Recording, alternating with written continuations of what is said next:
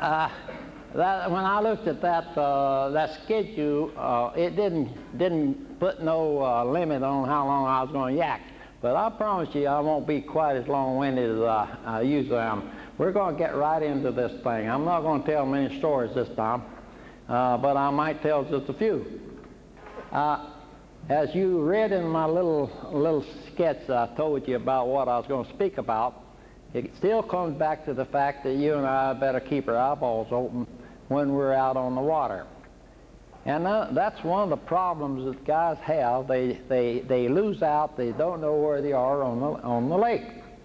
And so we've been talking about how you do that.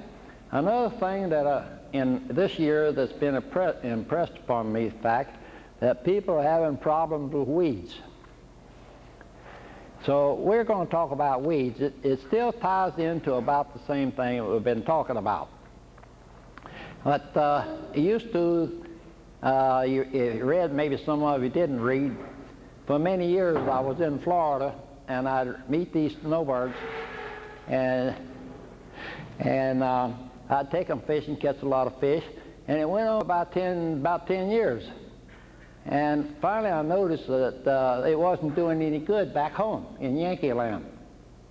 And so I'd get them in the boat again in Florida, and I'd say, I didn't hear from you. Are you friends? Oh, why didn't you? Oh, he says, we can't spoon plug up north because our lakes are full of weeds. Well, Don Nichols and Johnny Boyd, by the way, is in the audience. I hope a lot of you fellows have met him. They kept inviting me. They had learned spoon plugging in Florida and ran into me and talked to me. And that's the reason they are practically the original spoon pluggers, so to speak, because they were the first ones that realized what this thing was all about. That was way back in the early 50s. And so they kept telling me, come north, come north, come north. They listened. Because I found out that the guys in the south, the rebels, wouldn't listen very much. I think the reason for that was the fact that they could go fishing most any time. They could run out after work and fish. The fishing was pretty good. There was a lot of fishing water. And then I thought maybe that was part of the problem, but then I began to realize that they were rebels. If you know what that means. I'm one of them. But anyway, I didn't get much response. I must have caught a jillion fish. But fortunately, I had enterprises that kept me feeding the family. So in 1957, I went to Chicago and to Johnny and Don's up in that area, their home, and that was the first time it really bounced upon my mind that there are some people who would listen. I never did go back south with my message. And they often wondered why I didn't. I said, I gave you 11 years of pure hell in my life and nobody listened. So I'm going to stay with people who will listen a little bit. So the only time I ever came back south was to do special events for when I was using Fishing Consultants of America as part of my programs to do films for cities and things like this. But fortunately, right now, we're getting some southern boys that are starting to listen. And one of our finer clubs is the Norlina Club, and there's a bunch of boys sitting over here, and I know a lot of you have met these fellows. But I still say, in all my travels and everything, it's you guys from the Midwest, North and the Midwest, is the cream of the crop as far as listening to what a guy has to say about fishing. So I'm going to talk about weeds, and I hope that this won't bore you too much, and we'll see if we can analyze or find out why people are having problems with weeds. Now, as always, I keep telling you, deep water is the home of the fish. I'm going to get a marker if I can, but you can see this. Now, if I keep, this is one of the guidelines that you must keep in mind as I talk about weeds. Don't ever forget this, that If you don't accept this right here, let's forget the whole ball of wax. So we're going to talk about weeds.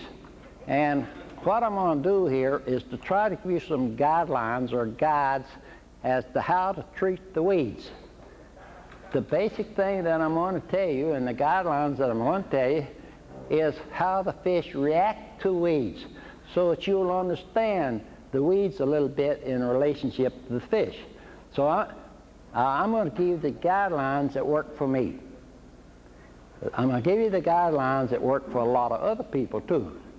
But it'll give you a view of weeds in such a way that you look out there and see those things out there, and you wonder, what in the world am I going to do about them? Now, when I drive around the lake and start looking and I see weeds, I try to analyze those weeds. This tells me, and look at those weeds, that there's a lot of weeds out there. It's kind of mucky on the bottom. If I look at the terrain, it's mostly flat. So that means I'm going to have some flat and probably some mud flats. And the weeds are going to be quite thick. Now, as I look at this thing, it tells me that there's a lot of weeds underneath the water. I don't know how far the weeds go, but in looking at this right here, it shows me that there is a lot of weeds under the water. Now, how do I know that? You look at it, and this will guide you a lot of things. It'll save you a lot of problems. As you go, you see the slick water? The slick water, that's weeds under the water. So, and you have to keep these little observations in mind so that you won't be back in there and can't get out of there. So, even in the roughest of weather, or even out of wave action, you see this more slick area. Now, don't confuse that with slicks that will be over a school of crappie or something, or over a school of shad, or over a school of salmon, or whatever you want to do it. But this is an indication. In looking at this thing right here, it looks like it's in a flat. It looks like it'd be very difficult to find the break line on the weeds. And it looks like I'd have problems in there. If I was going to outline that thing, I'd have to throw out a markers. Well, if I wanted to work in it, but it looks like to me, it's just a big old flat. I don't know how many markers it takes to keep me out of the weeds. So that means I'm going to kind of stay shy of this thing, of this area right here. Now, this is a completely different situation. This is a reed type thing. I look at it and it looks like and I look at the sky and that the water is, the bottom is sand. It's a little different. It's clean. It does not much going under the water. It goes out for a while and then it just completely disappears. Anytime you see the weeds thick on the bottom, most like it's muck or it's mud or something. But when you see this type of grass, it's a reed type grass, then you can just about figure the bottom is pretty clean. It's going to be sand, most likely. And it most likely is tell you that you can be able to run with the small lures, right, jam up against those things and go in between them if you're on the troll, if you want to. You can, and you get outside of those, then you'll be able to check the depths without any interference with weeds. It's a pretty good indication. I can't tell. It looks like it's kind of cloudy, but I look at that, look at the wave action. It could be that I'm in Cold Front Alley. I'm not sure. This is a different situation that tells me that there's just a break line very close to the shore, and that there's hardly any reeds at all, hardly any grass below the surface. And if I look at that, I would say I could run a 500 and look at the terrain. It looks like to me it's pretty steep. You got it look like a gully or something going up here. You got a pretty good hill and got to hit here.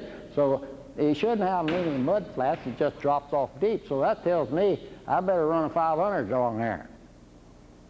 See, it's a difference. I'm looking, keeping my eyes on. This is and it looks like to me that it's in this case it looked like to me it's the third or fourth day after cold front, because there's no wind. I got some high stuff, a lot of haze upstairs, and it looked like to me that'd be a good fishing day.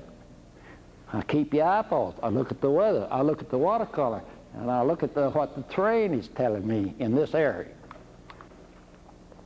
Here's another situation that has the grass.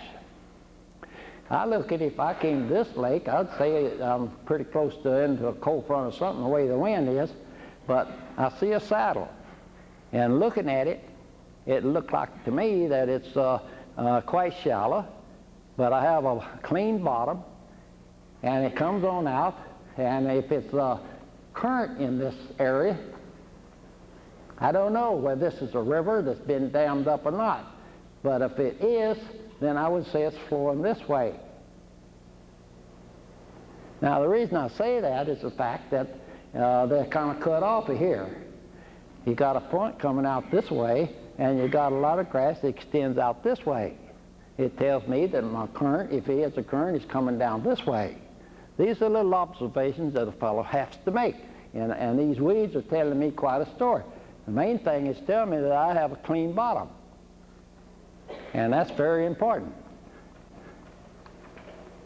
This tells me I'm back in another bay area.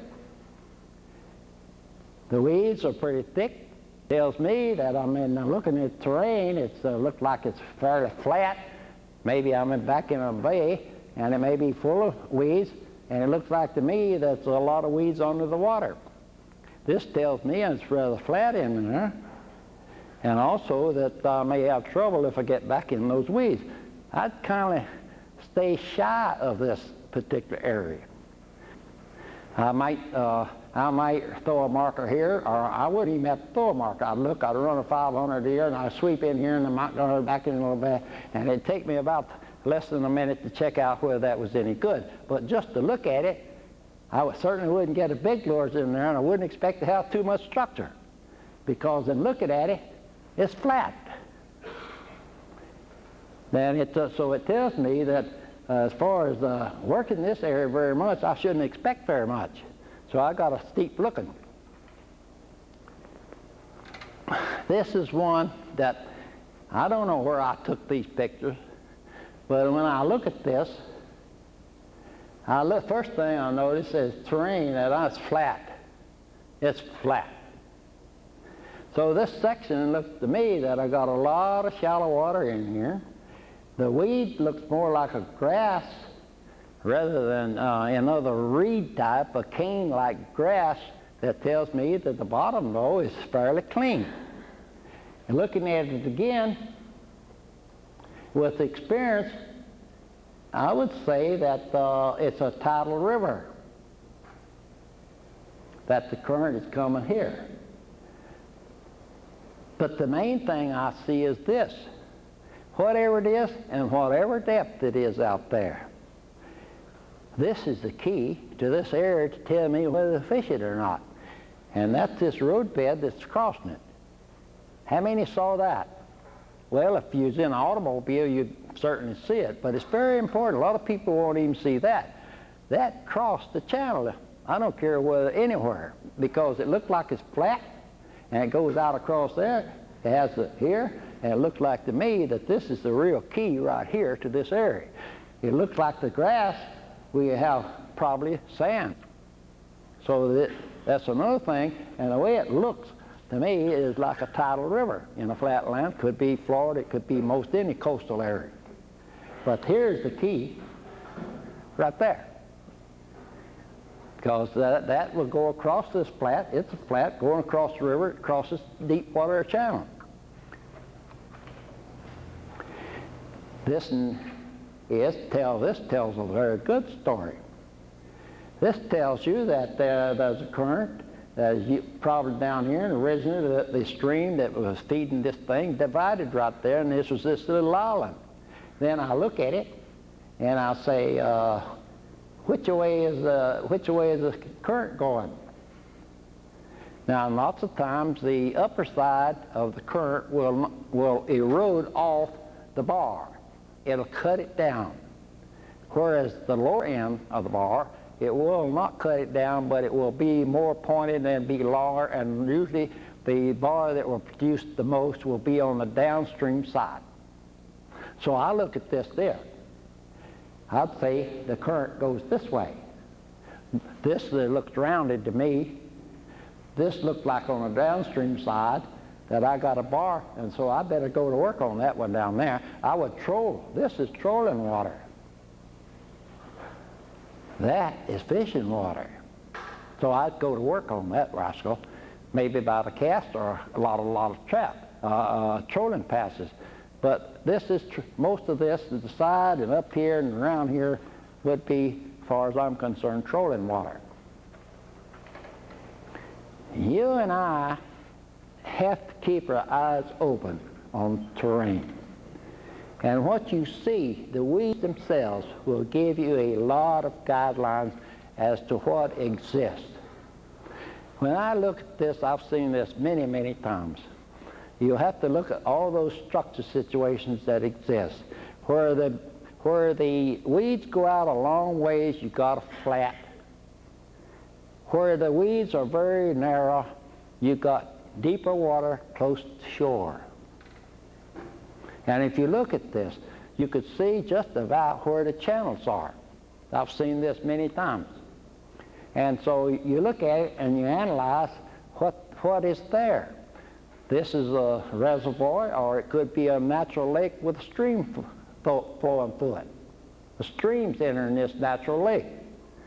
So I look at the weed line itself, and I can tell just about what happens there by the way the weeds tell me, talk to me. Bar, that island, there's water flows this way, the water flows this way. The water flows this way, it goes down through this way, it comes down around through there, splits on that island up there, comes down, and then I say, which way does it go? Look at the weed line. The master, it's pretty deep on that side, and probably some of it comes here, but there's got to be a flow of water here. And there's a steep bank, and it goes through here and come on around here and going down here, and we've got a flow of water coming this way and probably this way. So if I looked at a situation such as that, as I drove around it or looked and I could view this grass situation, then I would say, there's my fishing water. So these are the observations that a fellow has to do, has to look at.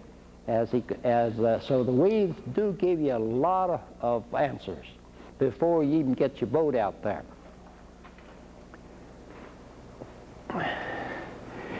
This is a basic guideline that a lot of people overlook. When you're working in structure situations or you're working in a lake, you have to continually observe the terrain. You got to continually observe where you are. If you don't, then you're going to be in trouble lots of times. In other words, if you don't know where you are on a lake at all times, by what you can see above the water, you come off of that lake and you know very little about it. You could fish it for a month, and when you came off, you would know more about the lake than the day you first fished it, if you don't keep your eyeballs open and that's the terrain. Let's do it. Take a reed line. We're going to set us up some guidelines as to quite a few things here. We're going to look at a weed line, just the weed line. Now, here are the guides that I put on a weed line. Doesn't make any difference what kind of shape it is. This is the way that I will do it. I recognize that the weeds are here. I recognize real quick, these are guidelines. Now, we're working on a guideline right here. Then I'll work that this is a weed line and that this is a break line. Then I come to this one, that this base break line is right there, the base of the weeds. Very important that this guideline here. Then out here, I say check the depth outside this thing. So keep that in mind. And then we'll come to the next one, which is, question may be, how tall will the weeds be? This is the two things that are very important. Now, weeds will vary. What type of weed, how polluted it is, a lot of things. Let me give you a little example, and then I'll come to what my guideline is to about what the weeds are going to be. I was fishing, they asked me to do a little work in California up on Lake Havasu. And this fellow that made the chainsaw, he was going to build a resort up there, and so I went up there to check her out a little bit. And when I went over the hill and looked down the area, I told my wife, I said, that's not fishing water, that's drinking water. But we went anyway, and when I rented a boat and got out there with the weeds, big and a lot of moss, just swinging, it's just full, just everywhere. Now we fished that thing, and the moss and the weeds went down to 45 feet. Especially the moss is there. So the only way we caught a fish was go to a wire and get right above that 45 feet, and we caught a bass of about 12 inches long. Then it dawned on me that this is no good, we got to find some color. And I remember riding over that area between California and Arizona many times. I remember seeing right above Parker Dam, which was part of this, that there was a river coming in from the Arizona side. And then when I fly over it, every time I flew over it, I'd see color. And the farther up that river went, the better the color became. You could see it from there. So I went in and I asked this fellow, I said at the dock, I said, down here on the Arizona side, I don't know how far it is, I saw a river coming in toward Parker Dam. And he said, yeah, I don't even remember what the river was. He said, yeah. And I said, how far is it? And he said, 7 miles. Well, we had a 5-horse motor, and I told my wife, I said, let's go. So we went to 7 miles, and then we turned up this river. Hadn't gone a half a mile before we started seeing color. We went up about a full mile, and the color kept getting better. And then when it got to where I liked the color, we went to a 500 and limited out. So when you're talking about what guideline that you and I can use, about the only one I know, because we don't know how polluted it is. We don't know whether it's in muck or whether it's on sand or whatever it happens to be. We really don't know how tall it might be, except to get out there. Now, if you get out there and you launch the boat and get out there, it may not prove to be pretty good. So what kind of guideline do I have? Color. That's about the only one we have. Some weeds grow more than others. Now, even with these imported weeds, so to speak, who can engulf water, we still only have the guideline how this is controlled by the color. Now, what I do, you know my preference for color as far as catching fish is concerned. The best water produces water, and the best catches, and the easiest catches, and the shallowest catches, I would name them like this. Number 3, number 4, number 2, number 1, and number 5. At one time, I put the 5 before the number 1. In other words, I had number Clearwater last, but I changed that. I found out that when I got the bigger lures and went to the wire, I could handle the number 1. Well, it just meant that I had my interpretation in deeper water had to be better, and my presentation had to be better in that. But when I got into this cypress water, this tannic acid type thing, then I learned to shy away from it. So in looking at the weeds, when you go around the lake, and your number 1 priority in examining any water is water color. That's number 1. That's what you're looking for. Then you can look and see if the traffic's too heavy, or the structure, where the structure is, and whether you can fish it, and all those other things before you get on the water, before you launch the boat. But the number 1 thing is water color. Don't ever forget that. This is the number one thing that you will examine when you're thinking about the weed line, is that the break line and the base break line, the base of that weed line. Now sometimes you may have to make you don't really know where that thing is, because it might be that there's a lot of extension, it's not straight up and down, you're going to have some under the water.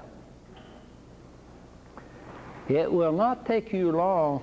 You can throw a marker, say here, where you can observe it, and then you make about 1 or 2 trolling passes and you throw the marker away, provided you got your shoreline sightings. And then you would be no difficulty at all to find that base break line. Just 1 or 2 passes and you got it made, if you keep your eyes open. A little later on we're going to take this keeping the eyes open too. But this is a guideline. Now we're going to give you another guideline. This is in the movements of the fish is very important, and you say that when they make contact with the weed line, they're going to hit the base break line. Where they go from there is, we don't know. It all depends on whether it's on a bar or on a flat or on a cove. Where do they go from there? But our basic guideline is the fact that the important part of this weed line is the base. Not up here. Here. There. That's the base. That's what you and I are thinking. That's going to be the contact point. That's going to be, if they move shallow into this weed line, then that's what I got to keep in mind, that they may not come any more than that. We're going to follow this along a little bit later. This question, I'll bring this in as a guideline in the beginning right here to start with, because the marker can play a very important part in dealing with weeds. The question may be in your mind or other people's mind, how many is enough in dealing with weeds? What is enough is to allow you on your initial work of these weed lines is to keep you out of the weeds as much as possible. It also, the markers will show you the trolling passes or the casting positions. But basically it's to keep you out of trouble.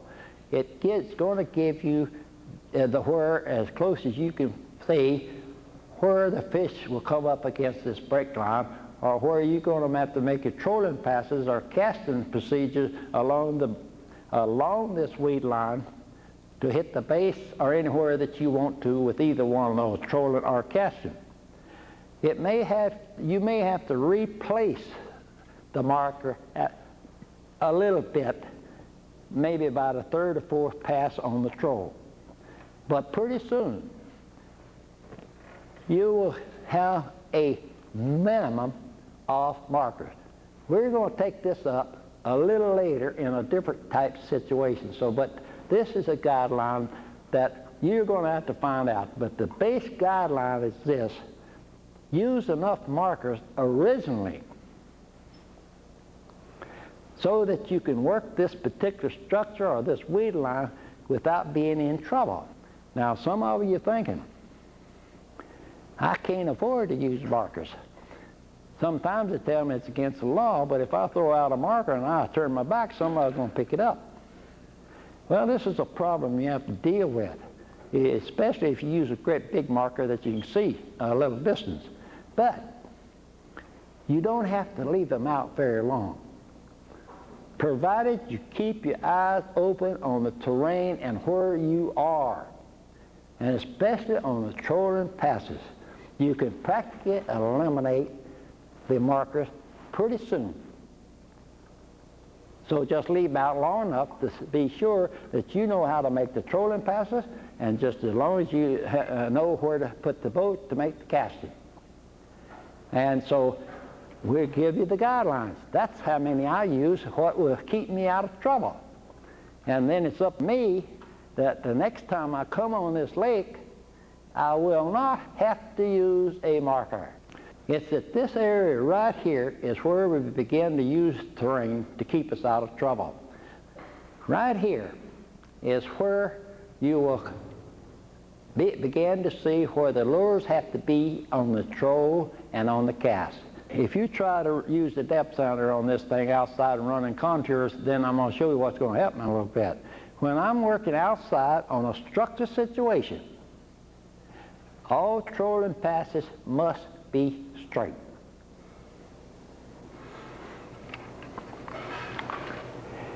Guideline.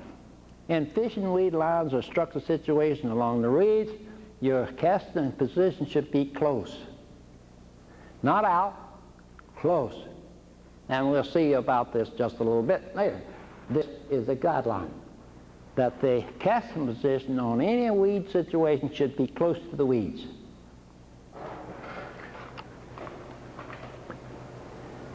Here is an important guideline. Here you're going to find a lot of controversy, and these guys who see this situation, they contradict what we're talking about at deep water of the home of the fish. Especially this happens to the guys who are trying to downgrade spoon plugging guidelines, and so you don't pay any attention to them. We're going to learn why. Because they want to do anything in the world to change the situation from the spoon, what the spoon pluggers believe. Now, I don't care about that. It makes no difference to me whatsoever. Let them go their way. I know they're trying to beat us down. They know who the leaders are. They know who the daddy is.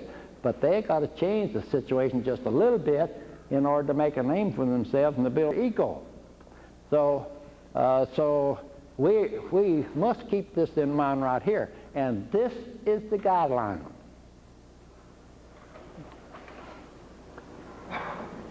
If there's little increase in depth, we don't have the depth, and you know what I say, if they got 20 feet, they'll always take it. And if you got 30, 35 feet, that would be real stability at that depth. But let's say that the depth outside the weeds, the tall weeds, is very little than what's under the weeds. I've seen this happen many times. I watched it from down underneath the water in Crystal River, and where the outside depth wasn't very little increase in depth on the outside. So you might say the sanctuary is under the weeds. You can see that, because not only do you have the breaks and the cover and these things, I don't like to even use the word cover, but the break and depth and the light. Light is very important to a fish. It takes him 20 minutes to adjust maybe to a cloud. And so light is very good as a guideline. But in this case, what would be the use? You know that the protection of this thing is under the weeds, because the real thing, the only protection that a fish has is primarily depth. It's just as deep under the weeds as it is on the outside. Now here's the guideline.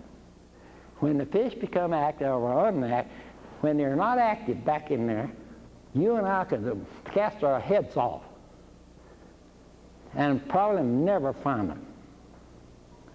If they became active and became catchable, the most catchable, this is what happens. And I've seen it many, many times. I was a fish. I was under the water watching this when the movement occurred. That's the guideline. So this is what to keep in mind. Here is the guideline of that particular situation. Now we're going to go the other way. The tall weed line, the break line. They're downstairs. The movement period occurs, the migration is good, and what happens? There. Most of the time, you wouldn't even have that fish going up that grass line, but would stay mostly to the bottom. This, to me, in looking at this situation right here, is that this weed line is on a bar, it's crowned, and it comes right up to the point, the contact point at the base of the weeds, on a bar, a ridge-like bar. and they stay in there, and they wander up and down or scatter a little bit, and maybe one or two of them might stick their heads back on those weeds. That's our guideline from downstairs to the weed line. Now the next one is another guideline that to me is very important. Here we have the big fish. They're not compatible with the little fish, and the movement occurs. What happens? That's what happens.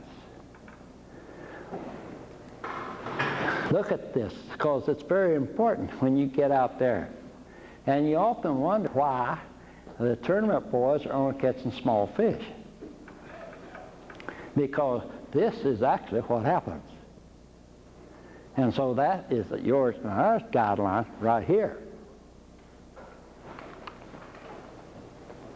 Here's a shallow, weedy lake. It could be, these occur, I find these from Florida all the way to Michigan and Minnesota. Small, weedy lake that are choked with weeds. And it's very difficult, you can't hardly get through them. It could be different types, but this thing could be completely choked with weeds. And I run into these things sometimes, quite a few times.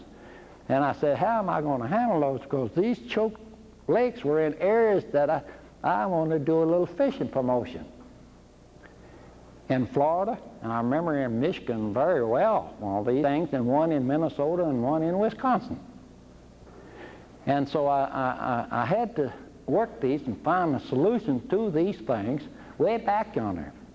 So when I looked at them and examined them, I found that somewhere in those weed-type lakes and small lakes, and they weren't very big, that there will be areas in that lake with very sparse weeds, just a few weeds, or non-existent at all, but very small areas.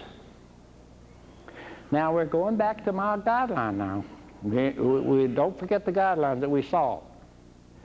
So what I would do when I found them is I'd work around and pull my way through until I found one of those slots, because they told me there's some fish in that lake. I wouldn't fish it if there wasn't any in there. I inquired to see if there were fish in there.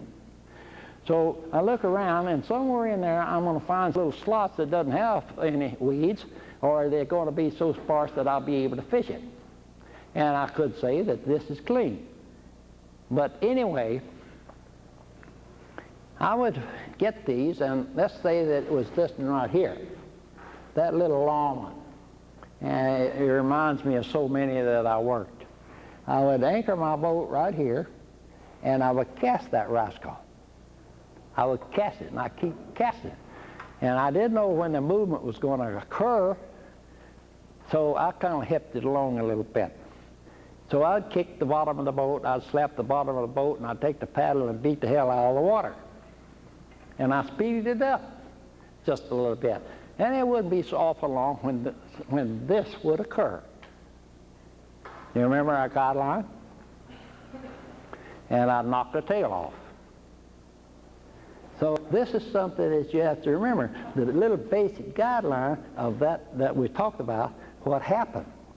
And so if we keep these guidelines, the spoon pluggers guidelines in mind, these will not be a great problem as far as the weeds are concerned. Sometimes you get in bigger lakes, and you'll have grass beds, you'll have around the shoreline, you might have hay fields. Well, you're going to work still keeping the guidelines in mind. I see people fishing these weed beds out in the lake, and they're using surface lures or weedless lures, and they'll throw and work across the weeds and work across the weeds, and they keep getting these strikes. And they said, boy, did you see that strike? Well, that fish must have been at least 6 inches long. But that is to go back to the guideline. You control around the edges to check to see if they're out, where they're active. You control around these well,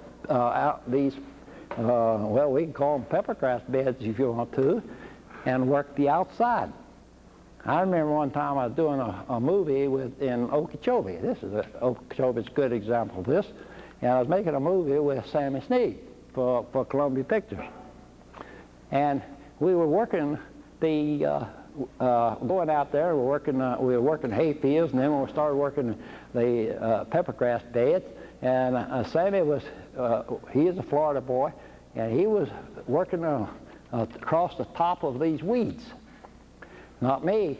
I had my spoon plug downstairs along the edge. Guess what? He caught some about that long.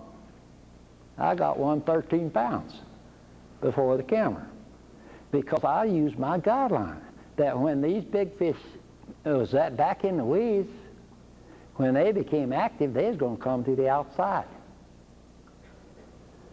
And those little fish is staying back in there if there's any in there, if there's many big fish there. So this is still going right back to our basic guidelines. That's the way you would treat these things.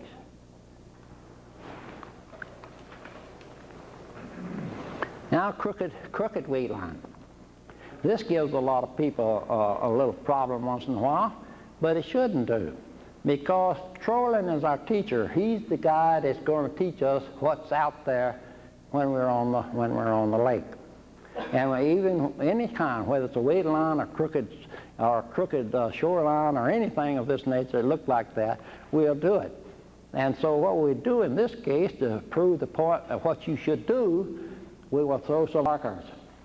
We'll throw 3 markers on those points. Now that tells us that you can just take this as gospel, as a guideline.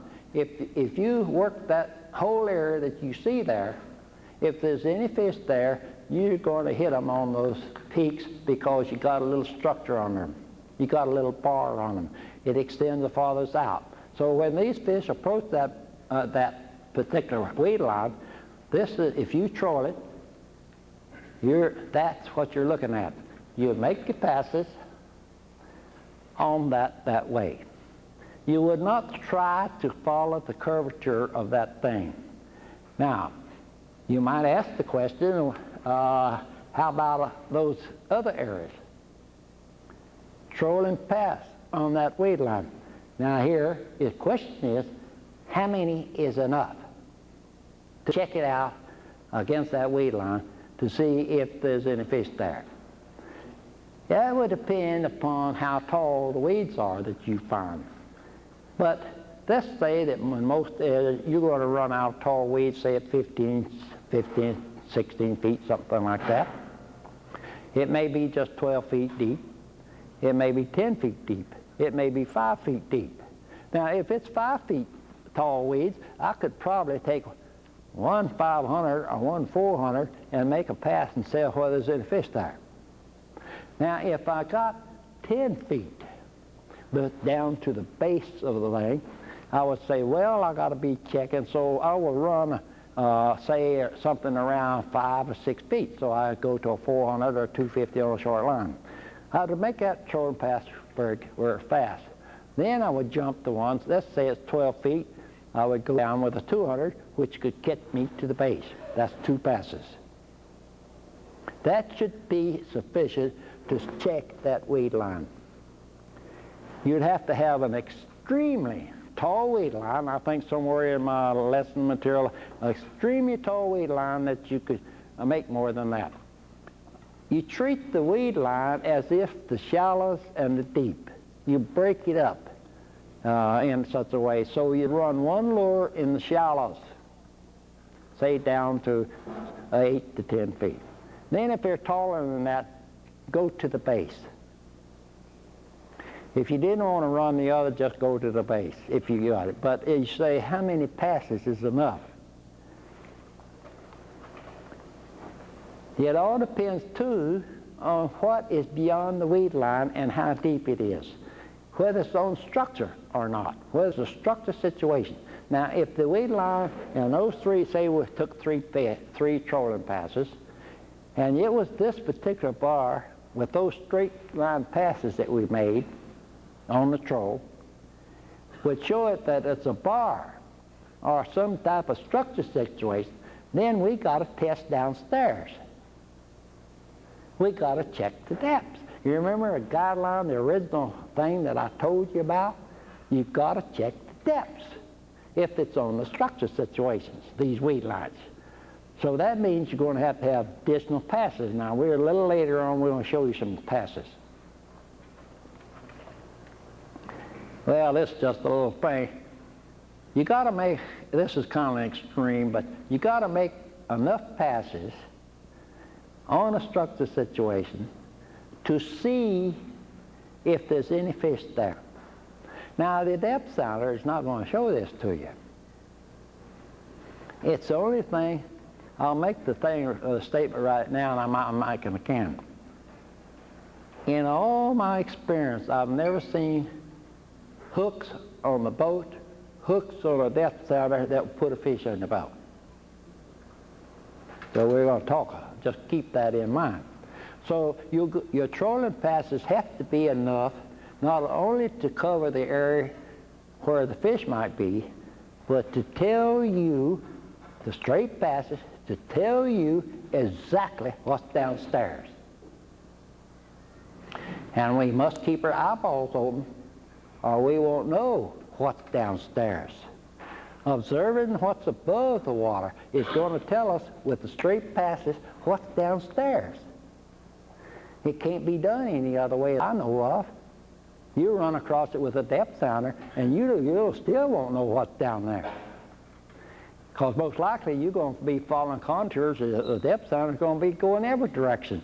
And when you get through, you'll never know what's downstairs. You just know there's a bar down there somewhere. The trolling passes, you're going to keep them straight, and we're going to see why in just a minute ago. I told you I'm going to sound like a broken record when it comes to this.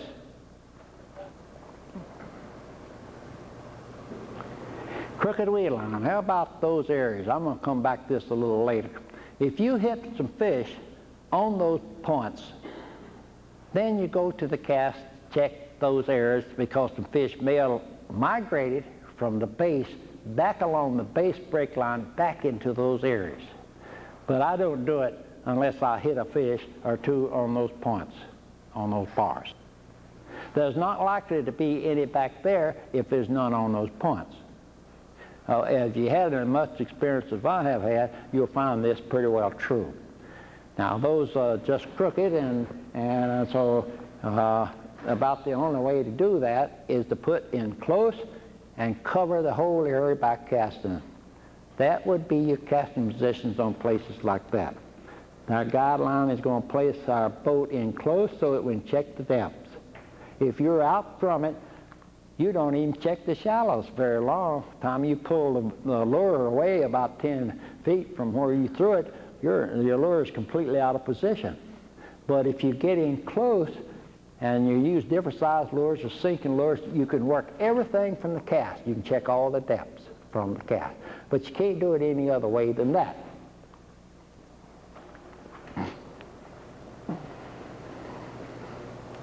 I'm going to ask this question right now.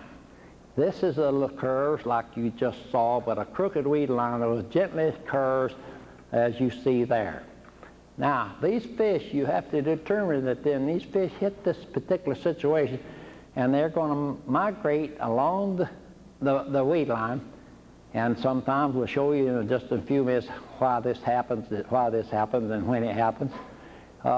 You're going to figure that they move along the base on their migration. So in this case, I put the question to you, if the fish hit the weed line at the base and migrated along the base of this gently crooked break line, how would you troll it?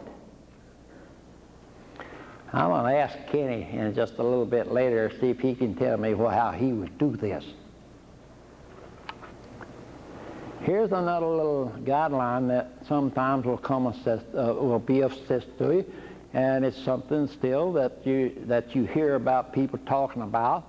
That you'll hear people saying that the type of weed that you have in here is whether it's going to contain bass or it's going to contain walleyes or if it's going to contain something else. And I've looked at this. This writer that said that you had to look for such and such a weed in order to get to such a fish. I just thought to myself, I don't think hardly anybody unless he's a weed biologist or something, would know what the weeds are. Now, our guideline is this. I don't care what kind it is. I don't care if it's a bale of hay in there. This is the way we treat that. We do not listen to this other thing. This is the guideline that you and I use on different weeds. Don't listen to this other fella, because you can make up your mind whether you want to listen to him or that a guideline that makes sense. These different weeds become breaks. When fish move on a fishing situation, on structure, they will pause or stop at a change or break in structure. This is a weed break line. It's a fishing situation. So it's a break that we're talking about. So when you hear this stuff about that you got to go out there and find a weed in order to catch a walleye or a bass or something in a weedy lake, I wouldn't pay too much attention to it.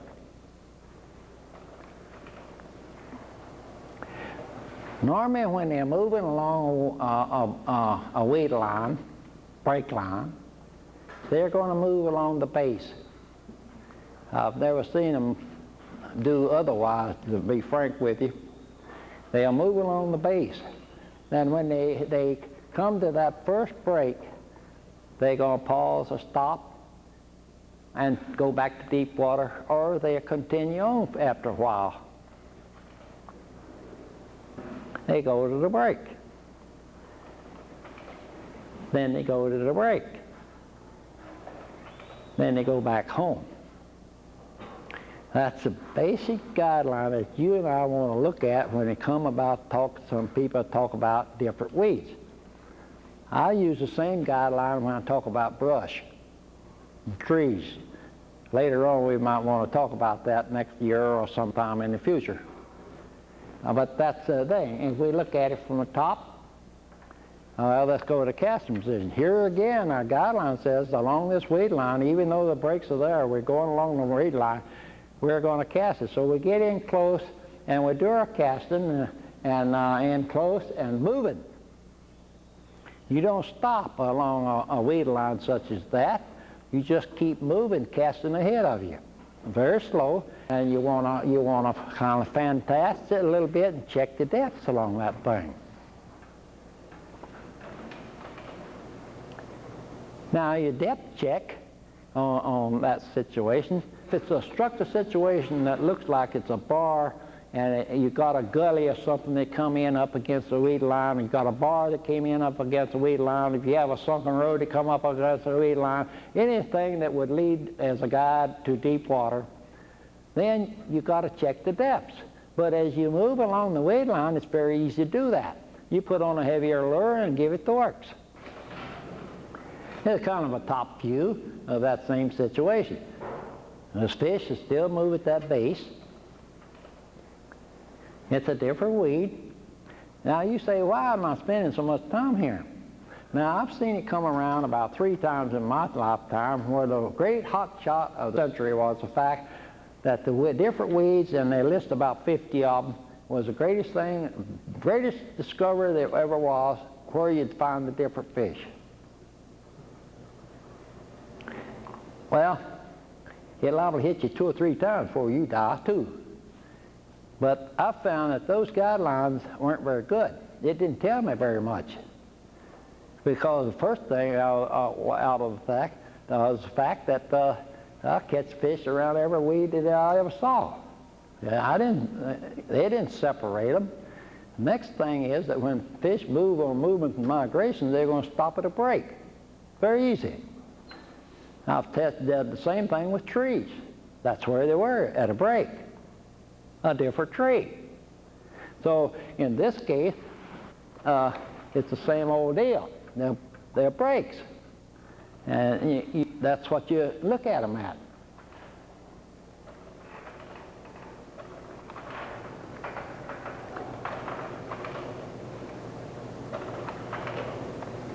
Now I hope you can see this, and I could blow it up a little bit. I meant to, but I didn't. This gives you a little bit another in that same category, and it brings in another point here that I want you to remember so that we can come up with a guideline a little later on this situation. Here is a cove or a turn, a deep cove in a weed line, and these fish will make contact with the weed line, and they're going to move back in this cove. Now they're going, where do we look for them on there? We're going to have to look for them on breaks along that base break line. In overall the picture, these are types of breaks that you and I will look for, or the fish will look for, and will pause and stop before turning back. They may go all the way before turning back. They may go halfway before turning back. So the first thing is that the finger in the weed line. They may pause or stop at a finger. That's a little finger goes out like that. It's a little bar or something that caused those weeds to come out. There was a change. The bottom structure was different from the surrounding area at that particular point. Then you go on back and there's a pocket. Now here again is a wash or a change in the bottom feature that is different from along the other parts of the weed line. Then you go on back to come to a different weed, maybe a stopping point. Now the key thing here that gives you and I a break and a guideline is this turn. That last thing, a turn where the weed line went back in the bay and started coming out again. Here's my guideline. That's as far as they're going to go. They will not make that turn. I've never seen it happen, but many times I've seen a concentration of fish there. They'll come back this way. They'll come back that same path that they took. So a little later on, we're going to say, if this happens, what do I do about it? How do I find out? Here's a structure situation that all of you are familiar with. Let's see, as a spoon plugger, what you do about that rascal. The first thing you want to keep in mind is the base, that the migration, if the fish come up and are going to migrate farther along this bar, this weed line which is on a bar, and we will assume that it's a productive structure situation, we keep our base guideline in mind. It may not occur, they may come to the point, and that's as far as it goes. But we keep in mind that they could migrate along that base break line. Normally we'll throw a marker, and then after we could take this marker up after a while, after we make our trolling passes. The trolling is your teacher. Don't let anybody kid you. Not only is the trolling a teacher and tells you what's downstairs, but when you're trying to find out what's downstairs, the trolling has you fishing all the time. When I make my passes, I'll tell you this too. I try to get you to that the bottom is your guide outside a tall weed line or outside 8, 10 feet. That means that that is also the guide for the fish. Sometimes I want you to work the bottom on the troll, let your lure do the talking to you so that you get the final shape of it. The only thing that will allow you to do this is a straight pass. Now, sometimes you say, well, I can't bump the bottom because it has muck or it has moss on it. I have a guideline. Bart has a guideline. Bart, he has a guideline on a muck situation or a soft bottom where my lure may dive down underneath it or down under the mud or under the muck and get all messed up. The guy that's going to catch the most fish is still the one that gets his lure closest to the bottom. That's a pretty good guideline. This is one of the reasons why the girls in the front of the boat catch a lot big fish and a lot of them. Whereas the man running the boat isn't keeping his lure in as good a position as the gal sitting up in the front of the boat, who is either your seer or after a while she'll be reeling in, she'll be letting out a little line, she'll be raising her rod tip, she'll be putting it down lower, it just automatically comes. She's trying to get it on the bottom and she's raising cane if she can't. And when they're in the muck, they soon learn that you're going to have to get as close to the muck as you can, or to the soft stuff downstairs, because the bottom is your guide to where the fish will be. And the lure closest to the bottom is going to show you the shape of it. If it's bumping, it'll definitely show the shape. It will show you a 4-inch break line. Your depth sounder will not show that, but your lure will. And you make several passes, and that lure is talking to you. And we're going to come in that just a little bit later. So here I come again about straight trolling passes. They may move along the base here. So I put a brace there. Now in this case, the bar, you may want to go back to how many markers is necessary. So I might throw a marker down the sides. This is not out of line, but at the same time, after the first or second trolling pass, I could probably take up every one of those markers. Because you and I have to keep our eyes open. We must look at terrain. We must know where we are. And on the trolling passes is the way that you're going to be able to do that. Now this is the depth center versus the boat pass and the lure pass. The broken line is the boat or the depth sounder contour pass. The solid line is the lure path. This fellow had his head buried in a meter, and he went around this head and he made a perfect pass. And most of the time, if it's a low water bar, clean bar, he went around the thing perfectly. And his lure went dribbling across the dry ground. In this case, it went into the weeds. Now, this starts to tell you about the straight line passes that we're going to have to make. Let me give you a little story. I don't want to set this out, but I want to give you a little story. Terry O'Malley, which was one of the best mappers, young man way back yonder, he finally couldn't take he had to work his tail off trying to help somebody on the water. He'd go back in a day or so, and the guy was back in the weeds. He's back up doing something that was nothing compared to what he had been out there working thing. So this happened all the time. So he got discouraged like a lot of other guys and quit. Some of the best fishermen today don't do any teaching. They started way back there and they got discouraged. They're the greatest fishermen in the world still, but you never hear about them. They got really turned off to the fishermen that wouldn't listen, and of course I could understand it, but I got discouraged too many, many times. But I was the only guy stupid enough to keep at it. And so in this case, this is it. Terry is the greatest mapper I ever saw, and a fantastic teacher and a fantastic fisherman. But in the beginning, in the teaching program, he and I were fishing the lake, and we came to a casting position down in a slot between some weeds that were full of northern. And we anchored the boat, and he was running the boat, and we were knocking the northern off there. And the next day we was going back again. I said, there, let's go over there and anchor, and we get in that spot. And let's catch some more northern. We should get some more northern beside the bass. We'd already found the bass in this lake. And so he went over there, and he came up, and he went slow, and he had his head buried in the depth sounder. And he finally came up, and he dropped the anchor, and he said, here they are. So we started casting. And I watched his face, see what happened. And pretty soon, we made this cast, and he says, I don't know about this. Something's changed downstairs or something. I couldn't get his lure to work right. He wasn't sinking right. He wasn't hitting the edge of the weed lines right. He didn't know what was happening.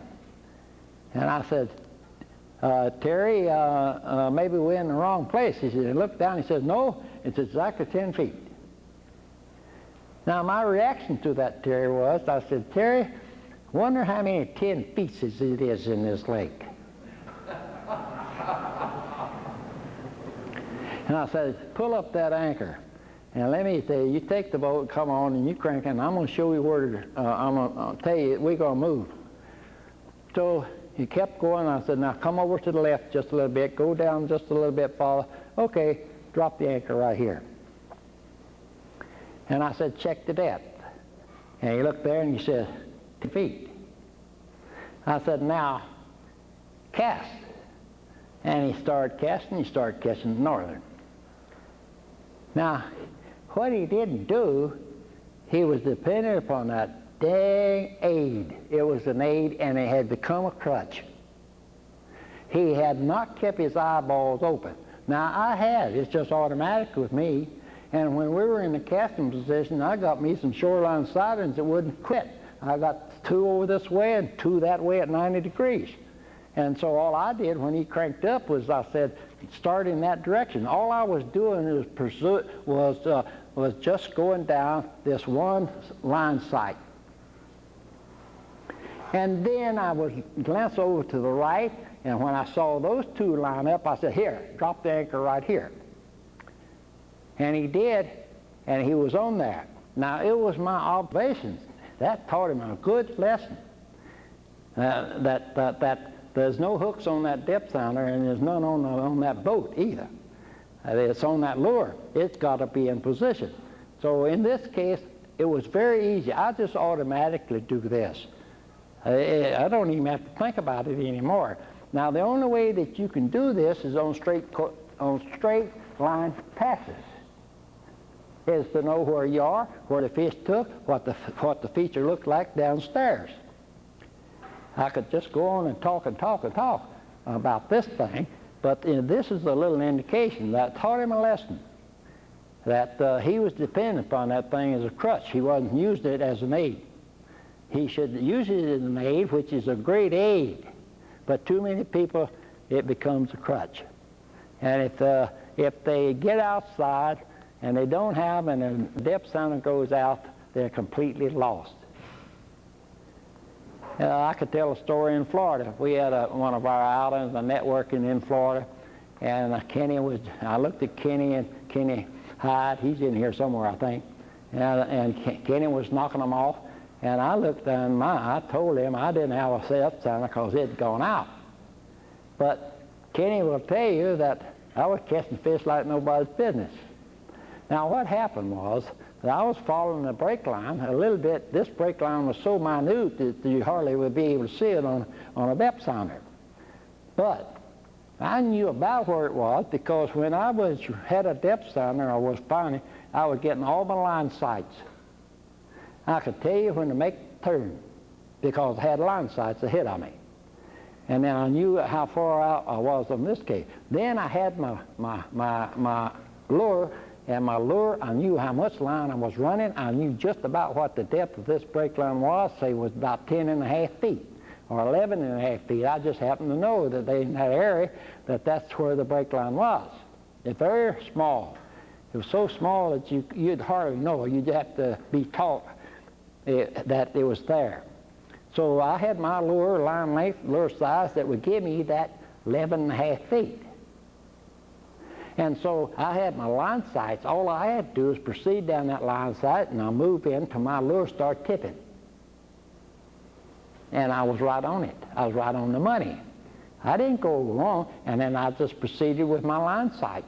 And then I would hit them tipping, and there I was. I was on that minute brake line because I knew the pass that I was making. I knew where it had turned. I'd see an island or something over here that in this area, with that tree lined up over yonder, I got to bear to the left. I learned this with only just a couple trips. But I kept my eyeballs open. So in this case, the depth sounder pass is fine as an aid, but do not use it as a crutch and get your head buried in that meter, because you're liable to run into another man coming down the same path, and he got his head buried in the meter. Guess what happens? And you're running the same contour.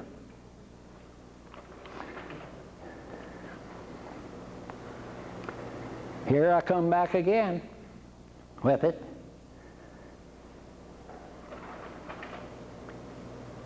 Now, in this case, there's your trolling path that you would make.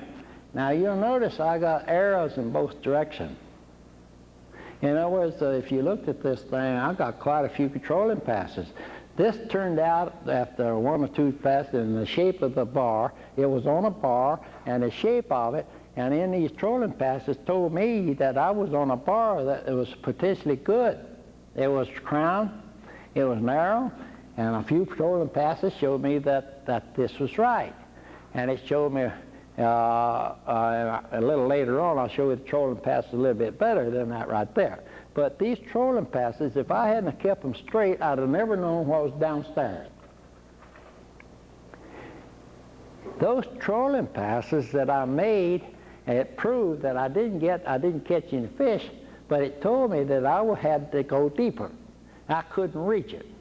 So I had to make what I call the final pass. But those other trolling passes that I made told me the ridge, the contact point, and where they dropped off in the deepest water. So I swung around, and I made a run 100 yards of line. And I went right up that path that my trolling passes told me that the fish would take. And when I got up way up in the shallows, I slowed the boat, and I let that lure sink way out there in the deepest water, and then I just made my retrieve all the way, the total route from the deepest water right up to the shallows. This is what I call the final pass. Now, if I didn't catch a fish right there, but in this work, it showed me that this bar should be productive. This structure situation should be productive. So if I didn't catch one then, I would go off and I would come back later. Now, why did I establish that last trolling pass? This is the reason. I'm going to check this structure situation later. Because when I checked it this time and got the shape of it and everything, by looking at trolling passes, my line sights, and all those things, I knew that this should produce.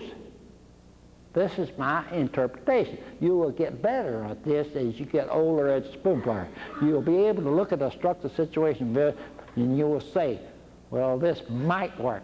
And then you will say, this will work. It'll be fish on this thing. So I want to come back later, up there around Chicago and up north. I did this all the time. I didn't come back and make all those trolling passes. I came back and made one pass, that final pass.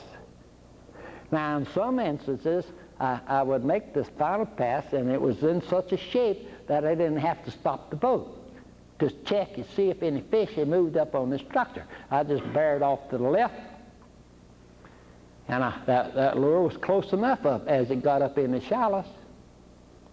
And so I just went. If I didn't hit one, then I went on back away. I don't want to waste more time there. Then I'd come back later, make one pass, and see if it's there. Many times.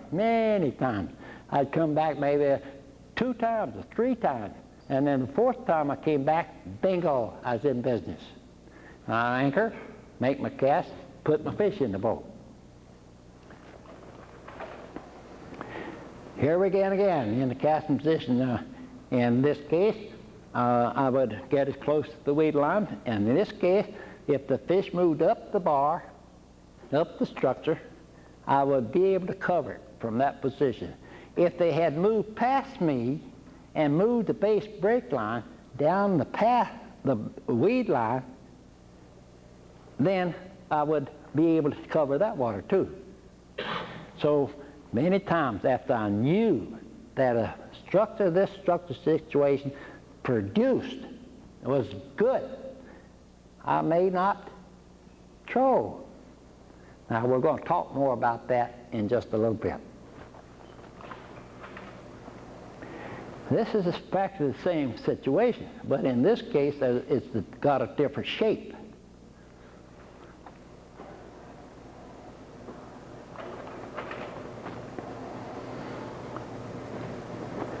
Now, I'm still preaching this because later on I want to show you what this will produce in the artwork. And this is something to show you that in making the passes, keep it safe. And when you do this, you're going to, pretty soon, you're going to know what's there.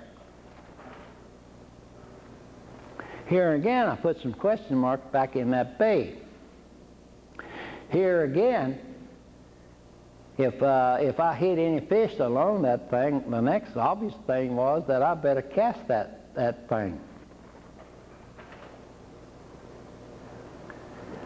I'm checking my depths. I still got those question marks there. And in my trolling passes, here again, I got to check and see if there's any fish on the move on this structure, so I can make this last trolling pass rather than go to the cast. I'll just go to this final trolling pass, but my other passes told me exactly the direction to go. So I make it. You come back to that area now. If I hit any fish anywhere in that area, on most trolling passes or down the sides of those weed lines on those straight passes, then I would have to, I better check back in there, because it's possible that these fish move the base break line and move back in there as a group.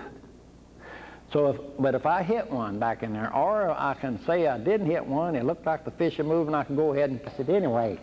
So I'd have to go and check the casting on that, to check back in there. But if this bay, as we look at it there, we have another option. Sometimes your fellow gets pretty lazy and he doesn't want to stop and cast like that. He wants to continue to troll. So he would want to check back in there, that little bay or that little thing back in there, or back in this cove such as you see here, and keep his lure in position, because the fish are moving along the base break line. Kenny, how would you troll it? Is Kenny here? For a long, long time, I've been preaching short line. Not only, and most of the big fish, thank goodness, we catch in Florida, are caught on the short line. It's just less than one color behind the ball in the ball of the motor. And we're using a big lure, and we're only in, say, 11 feet of water or so.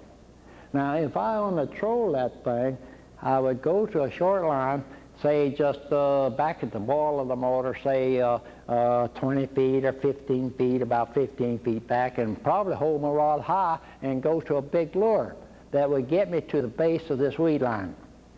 If I did that on the short line, I could troll that whole base break line. You see, it's only right there behind the boat. And when you hit those big bass, especially in hot weather, and they're right there, just to the side of the ball of the motor, and he jumped, it looks like a kite on a string. That'll kind of shake you up just a little bit. You see an 8 or 10 pounder come up right there in your face. But in hot weather, the fish react very fast to the noise, and he's looking for it, and he's looking for it. That's the reason I say I want him to see my line. I've got hung up and go back, and the motor is still running, sitting there, blah, blah, blah, blah, and my lure's hung under a rock down here about 6 feet down. And I'm not jerking, trying to get it loose. My motor's right here, and it jumps loose, and the fish takes it. You've heard me tell a story about how I make the fish look for me instead of me trying to find him. So you'll go to the short line, and especially in deep bays such as that on the troll, because then that tells you what's back there. Whereas if you cast it, it's very, very difficult to get your casting position close to the shoreline that you'll be able to work the base very good. You're going to miss part of it. But if you keep the short line 15 feet or so behind the boat, 20 feet behind the boat, you can say what size lure you're going to use to get down close to that base break line. Then you'll be able to troll this. Even this, as big, if it's pretty good size, that short line, you get back in there too. You say what size lure. How tall is the weeds? You've already found that out. So if the weeds are 6 feet tall, you could hit that base with a 200 on a short line. You can get it with a fairly long line, 3 colors with a 250.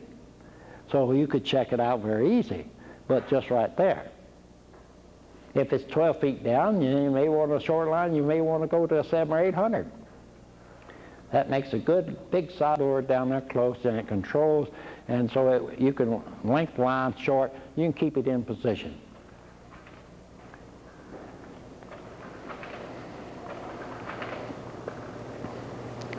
Here, to me, is another one. This is a deep cove with a weed line.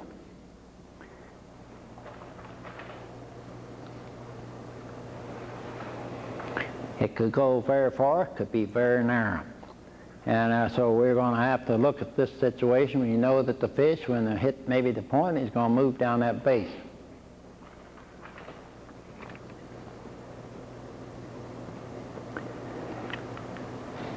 In this case, I just got arrows running one way, but we're going to have arrows running 2 or 3 ways before we get through with checking this thing out.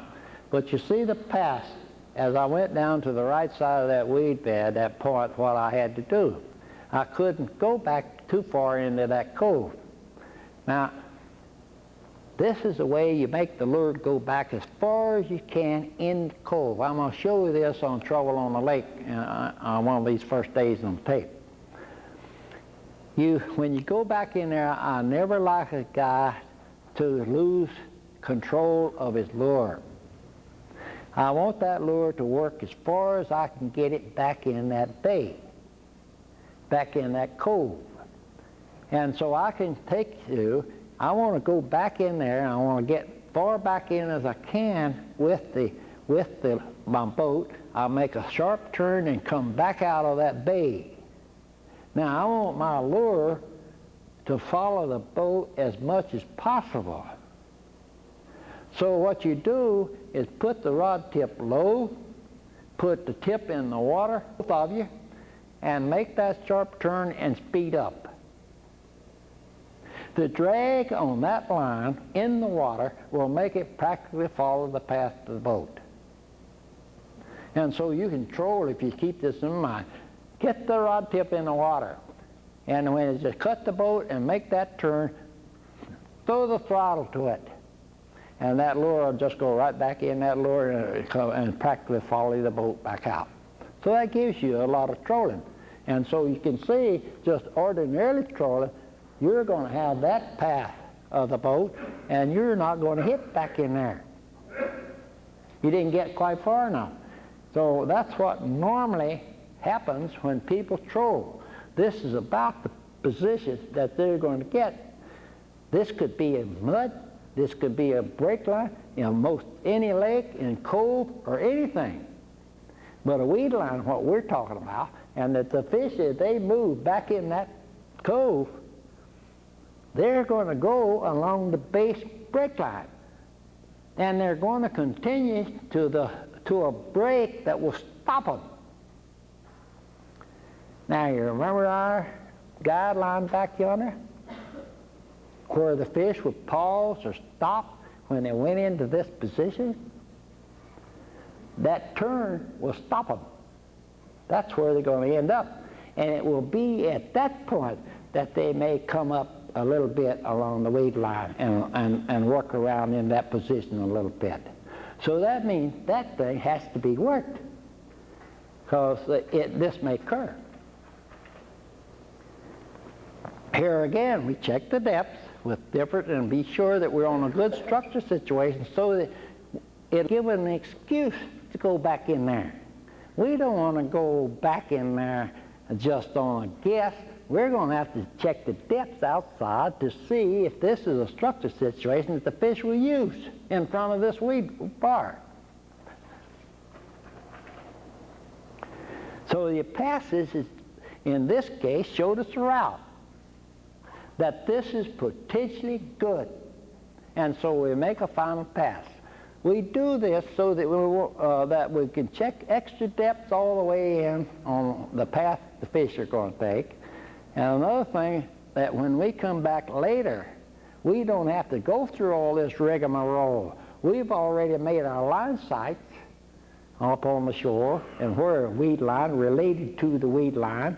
And so it's very easy for us to come back an hour later where it didn't produce before, make one trolling pass to see if it's a fish there. Because our line sites told us, and our trolling passes, our straight passes, showed us the route and showed the shape of this rascal. And so in this case, the final pass was made for the simple reason that this particular area is potentially good.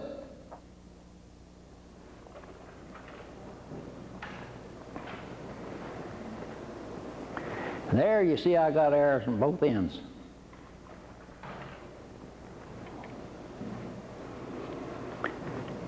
Now in this case, if I was fishing this thing, I'd make my passes to establish all this stuff and to see if there's any fish anywhere under the depths that I was running my lures.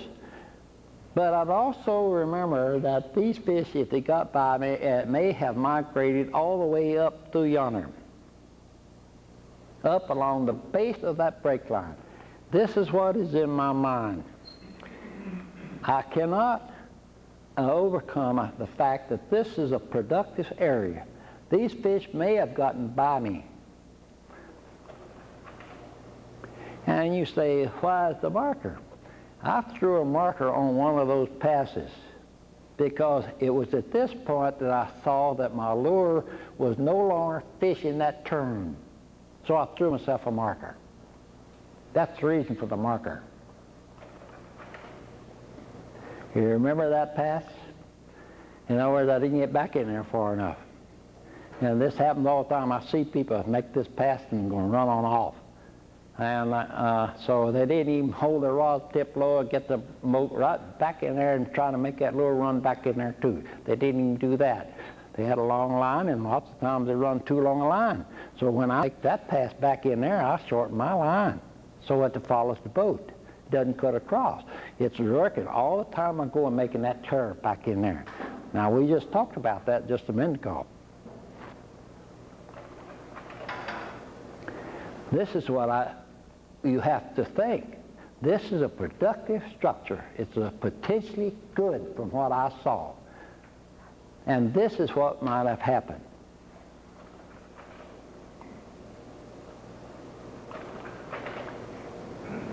And there's the stop. There, they will not go by that pass. So if it's too narrow back in there and I can't get back where I'd like to go against that weed line on the crawl, I feel like that I just can't get back in there. Although I'm running a short line and I'm down pretty deep, I just can't get it. So for me to be sure, I'm going to go to the cast.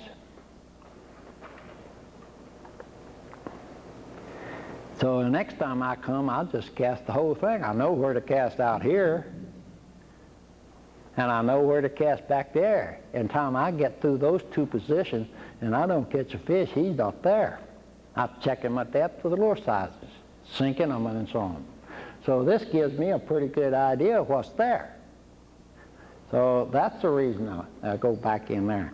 Short line, fast speed, lure size, to get back in there to see if it's there. And if I can't do it, then I come back later, make that final pass, and I take that, and well, maybe they got it by me again, so I go to the cast. I don't try to get back in there on that trolling pass anymore. This is the interpretation of structure, interpretation of the weather, and watercolor, and the water conditions to tell you that these fish are active. And today this structure looks good, the weather looks good, these fish are going to move, and they're going to move a long distance. And I cannot pass that up, because if they come shallow, they know exactly where they're going to stop. There's no guesswork in my part.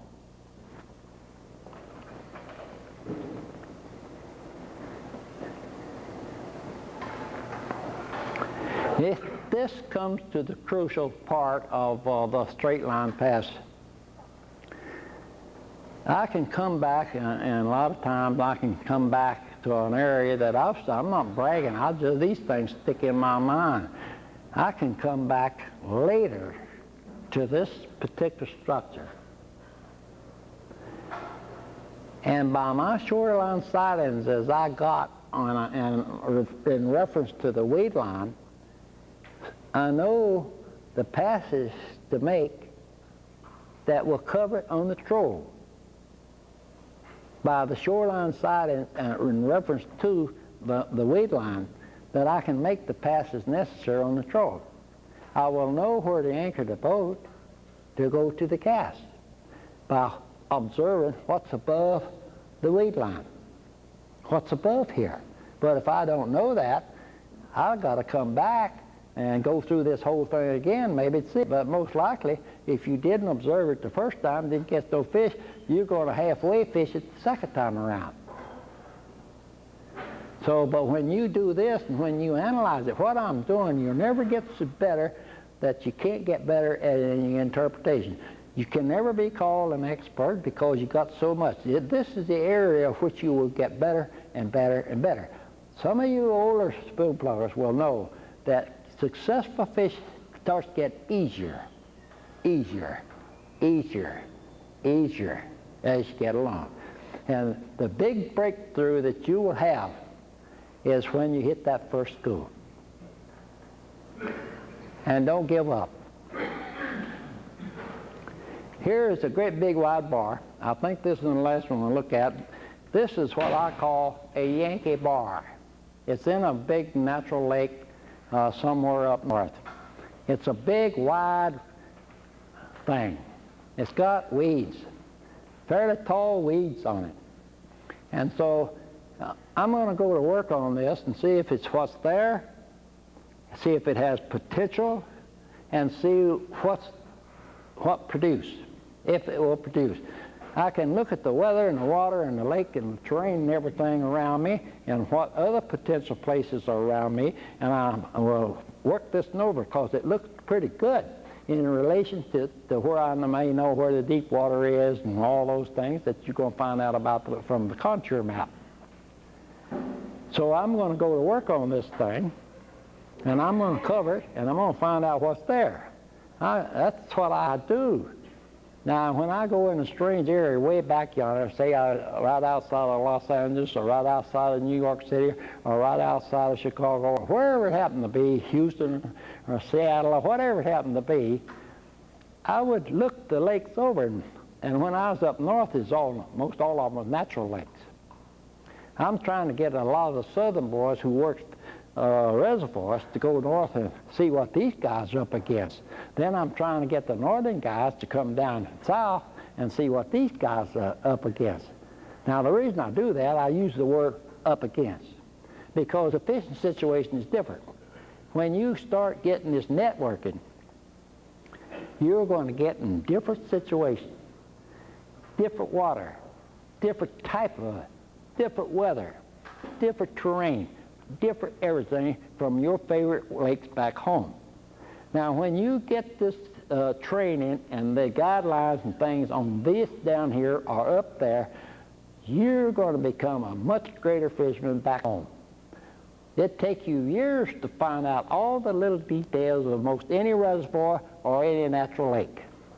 The break lines and things which may look like a mountain to a fish, you don't even find them because you don't put a lure down there that would find them, probably.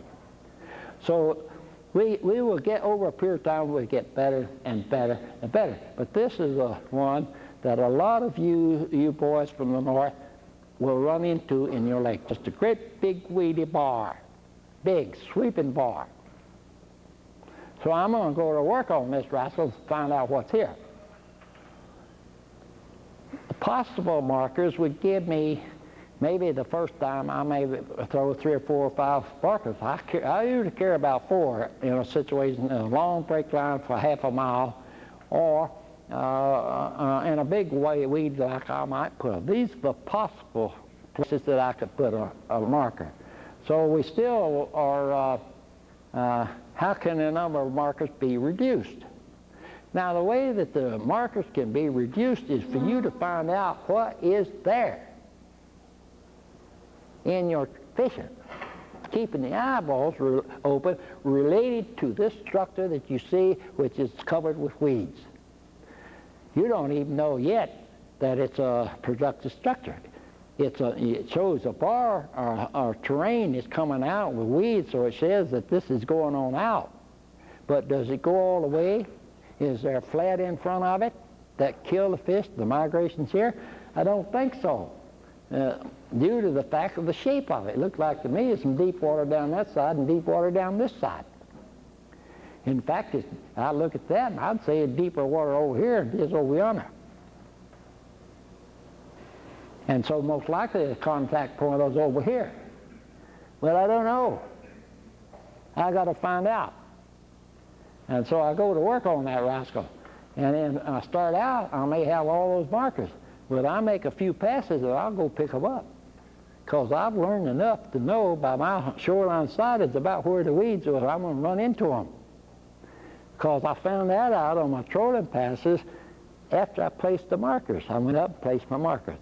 Then I made a couple of trolling passes and I could take them up.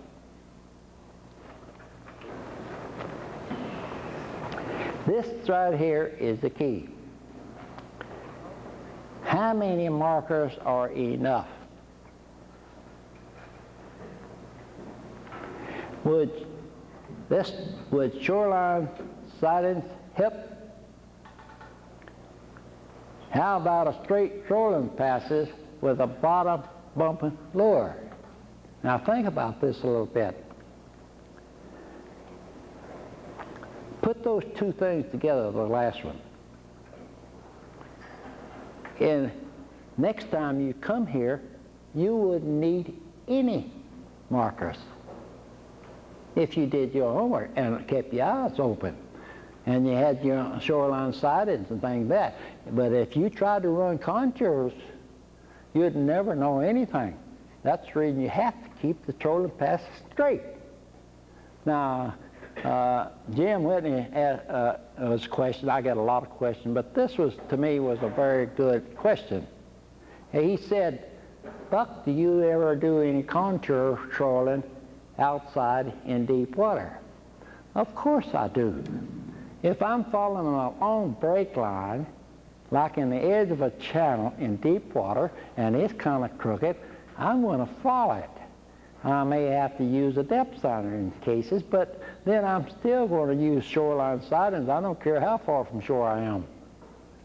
But if you have outside, I'm way outside, I'm out in the deep water, and here's a break line, and just keep going, probably going all the way around the lake, then I will follow deep water contours.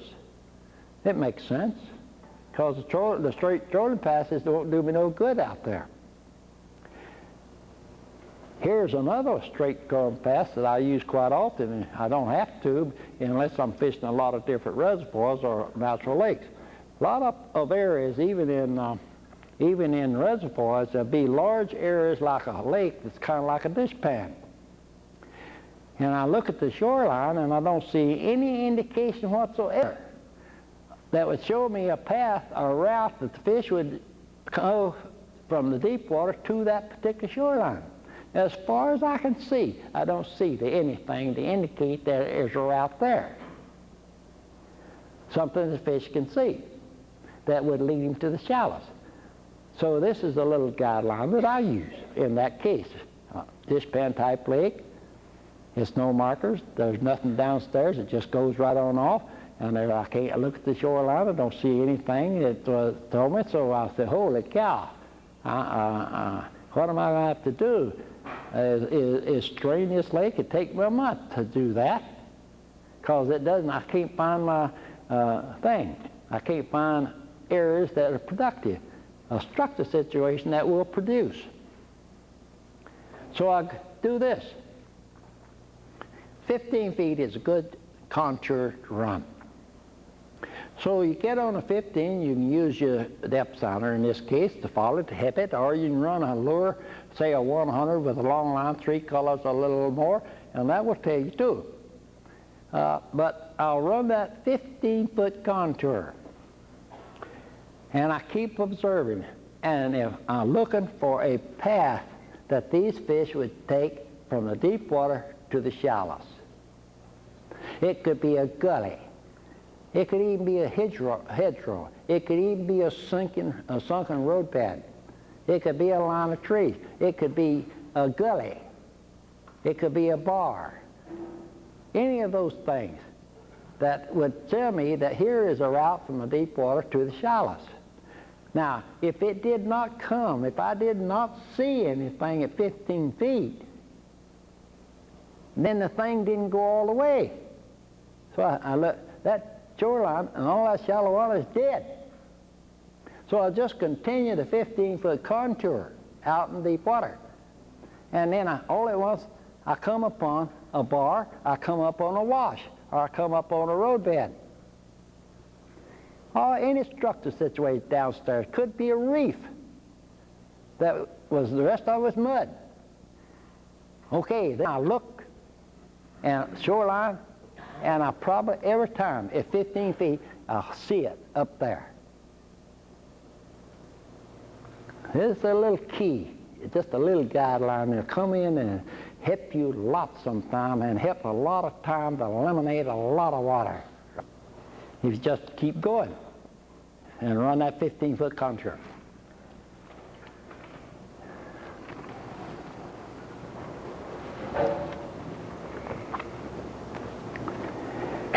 You notice I got arrows on both ends of those things. I'm going to give this thing the works because they look good. After a few trolling passes, it looked terrific.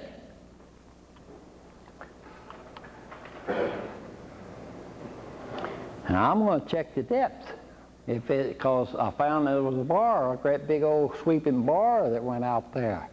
And it was in a walleye lake, and I want to find out what it is and where it goes, so I make these trolling passes pretty soon. And I go and just keep going, and I make all those different trolling passes. I wouldn't do this unless it shaped up that this thing should produce. And you know what it does, the depth and everything. You've already run it. And time you made all those passes, you keep your shoreline sighted. On each one of those passes, I'm going to keep each shoreline sighted. For later on, I may not want to make all this trolling. I may want to come back and place the boat, or just make one trolling pass to see if the migration has occurred. Lucky is the guy, the spoon plugger, where the fish are on the structure the first time he hits it. You have to interpret a little bit that sooner or later there's going to be some fish on this thing. So in this case, it looks real good to me. What did I do? I got the shape of that deep. If I kept my eyeballs open, I saw the contours. Now, it showed me what was there by those trolling passes.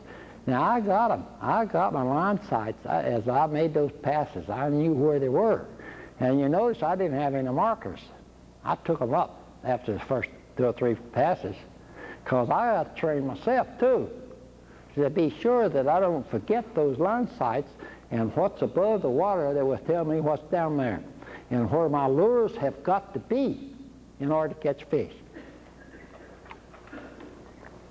In this case, I'm still going to make that final pass.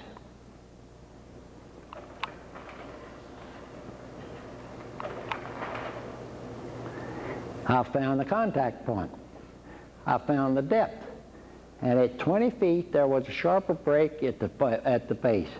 I noticed in this that there was another little sharper break to the left as I was making those passes. But it looked like that on the inside of that sharper break was a kind of little flat. It was a little bar came out there, but it was a little round.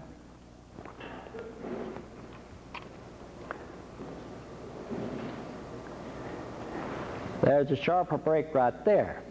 Now, what this told me was that this sharper break in the deep water that occurred at 20 feet was a contact point. It was hun, and when I checked the depth out here, it wasn't much deeper than this, and it wasn't that. But this little flat on it threw me off just a little bit. But I did that and checked that on the trolling pass. So my final pass wouldn't be here. It would be here. And that's where that final pass was.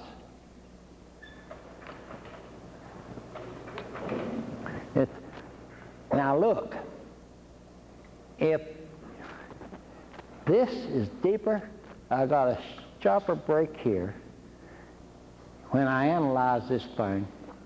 And I would ask myself, if the fish moved up on this bar, hit the break line, which way would they go? Now, my first observation would be that they're going to take this one. Because in this instance, they can get back to deep water faster than they would over here. We have a little sharper break all along here. See it? There's no sharper break over here. But we do have some sharper breaks. We've got one right there, pretty good one right here, pretty good one right here. And so I would say that, you know, my final trolling pass, this is the pass I would make. I would go out and maybe I could let out all the line I wanted to, but and I'd come up through here and I'd bump up across here and then I'd switch over and make my lure, and I'd put my rod tip in the water so that my lure would make this turn, come right down through here and go right through here with that final pass.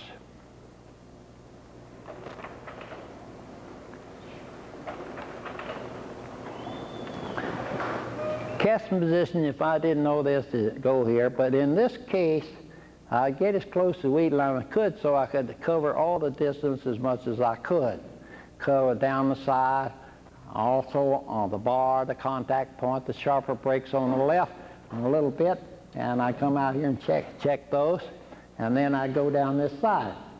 But here again, I had to be a little bit too far away from this big wide bar in order to cover effectively. So in this case, I would do this. I would take two, and I'd ask myself, should I use two, get closer to the weed line, and cast first, here, here, and anchor the boat, here, here. In some instances, you'll have to do that. You'll have to move to a new casting position due to the shape of this thing and the size of it.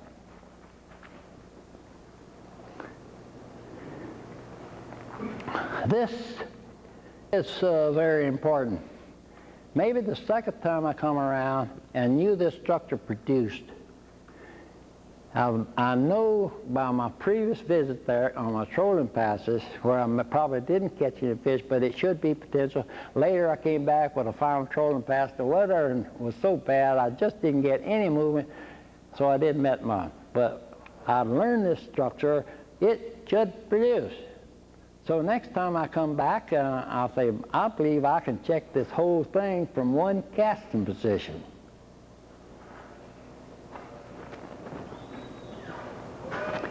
So the question is, I learned that from my casting position and by my trolling passes.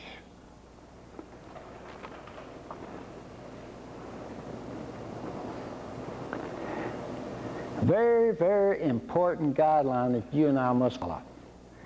I will know where the casting position is because I keep, on every pass, I've kept my eyes seeing where I was in the lake, where the weed line was, how the pass was, what was straight ahead of me, and so on. This just comes out. So this is no job.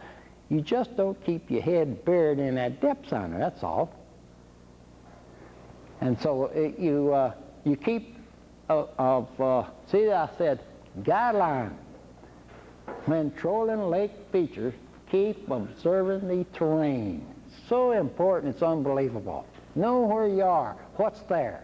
That will tell you pretty quick on the trolling passes, oh, I know now what's downstairs. Where I was following contours, heck, I got off the lake, I didn't know nothing.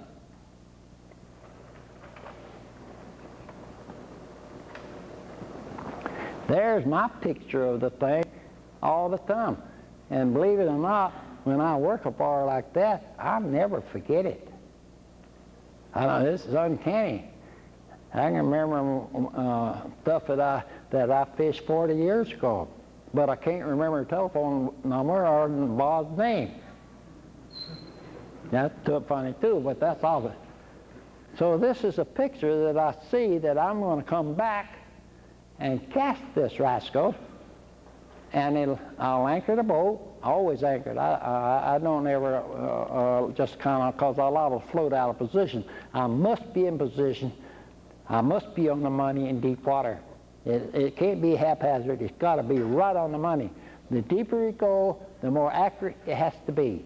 As the deeper you go, the more accurate your interpretation must be. As you go deeper, the more accurate your casting. As you go deeper, the more the tolling must be accurate. Right on the money as you go downstairs. The only way you're going to do that is just what we're trying to do here, is to keep you looking. There's the situation. I may go there, and I may cast that. But you know, many times I've been in lakes up north in so-called Yankee land, and I would know this structure situation, and the fish weren't moving. So I usually figure that in a period of 4 days, if I can put a lake in my back pocket. That was a guideline I had. In 4 days, you've got to do this job. If I'm outside of San Francisco or San Diego or Houston or whatever it happens to be, I'll give myself 4 days to make that I can walk up to the store and I'll knock on the door and I'll say, my name's Buck Perry. I'm from Hickory, North Carolina. I'm a hillbilly from North Carolina. Come on, I want to show you something. But I did my homework. I know what's there. Now, the reason I use the 4-day thing, the first day I will probably eliminate half the lake. I don't care how big it is, because I'm going to move. The second day, I'm going to remove more of the lake.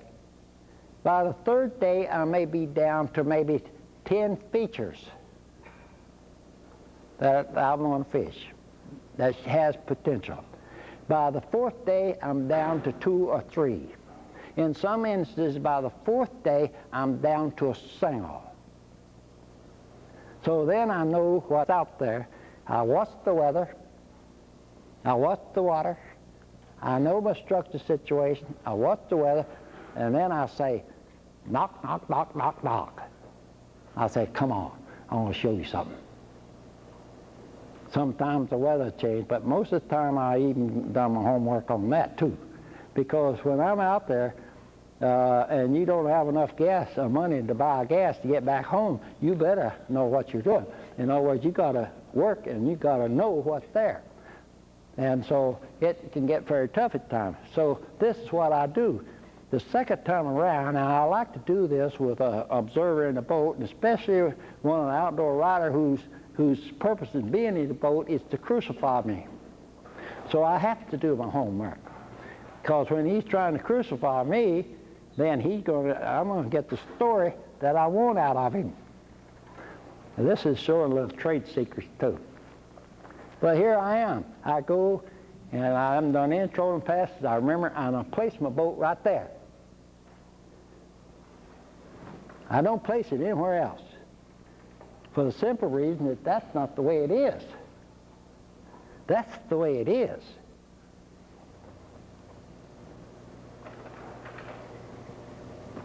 And I can cover that area like that.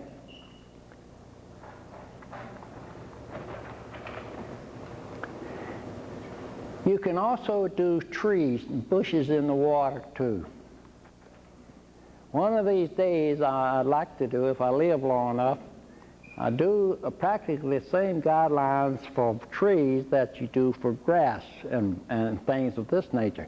Now this was pretty long, but I'm sure somewhere down through that discussion there you saw some guidelines that you hadn't been applying to weeds.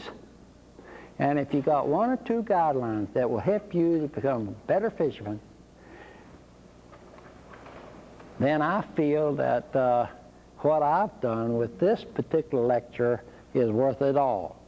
And the networking, I like the networking. Here's a damn Yankee from Chicago named Mike Moran. He's way down south, and he's having a ball. It's our friend Bob Hersack. So the networking thing is so good. And here's our Georgia boys. Here's Gertie, a great bass fisherman from Florida. I look at this picture, one of our networking deals, and I look at these. I just looked at this scene, and I'm going to interpret it just like I would a fishing situation. First thing I see is Teresa and Jerry are chatting. I don't know what they're talking about. And over here sits Norma Meisner, and I think that's Henderson, Steve Henderson's girlfriend. And here's especially, who is that back there? Talking to Norma, and this got them engaged. Well, I look at the hands, and I try to analyze the hands. It didn't take much as well. I tried to observe a little bit. That's Pat Weber talking to these gals. Then I see Frank, and I see the other plume pluggers. I see these guys looking around here. And I also notice this thing right here. And it looks like there's a hot dog on top of that thing. Then I look at Jean Barton. Now, what is she thinking? You know what I think she's thinking? When are those damn boys going to get those hot dogs ready?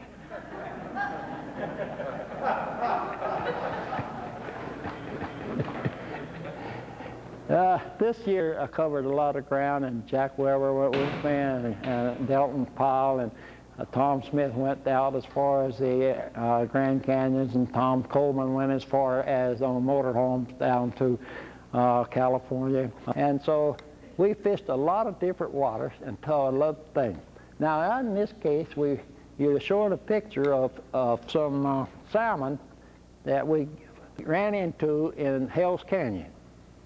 Hell's Canyon in that water, as it gets below this particular area where we were fishing, becomes the deepest canyon in the United States. It's deeper than the Grand Canyon. It was so beautiful down in there. We spent about 4 days down in there. You couldn't put a lure in the water unless you got a smallmouth. And all at once we started hitting the salmon. And I say about those salmon in that Snake River, they would jump so fast that I began to believe jumped the second time before they got wet on the first one. And it was quite a ball. And Pat, she couldn't get over those salmon the way they were cut up. I think a lot of you boys recognize Michigan. This was up at our network, and these guys went after some walleye and smallmouth. And of course, Don. That's Jack. Here was when Bart gave Scott a lesson on big bass in Florida. These are our people, and are they great people, as all of you know. Jerry is a great help. Now, I don't know whether I could ever get by without her. And I want you to see, maybe it's possible you'll see that old jerk again. But one thing is, I've had a wonderful day.